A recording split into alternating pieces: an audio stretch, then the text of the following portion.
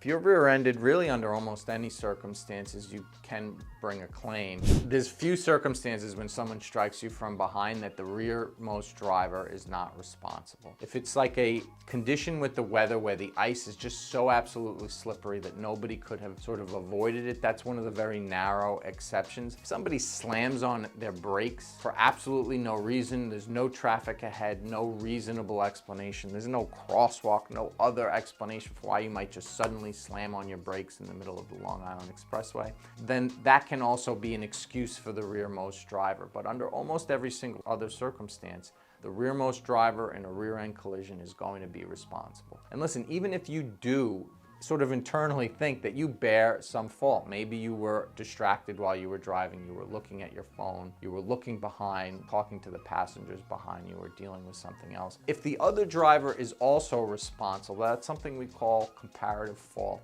And a percentage essentially gets ascribed to each of those drivers. So just because you bear some fault for an accident doesn't mean you bear 100% of fault.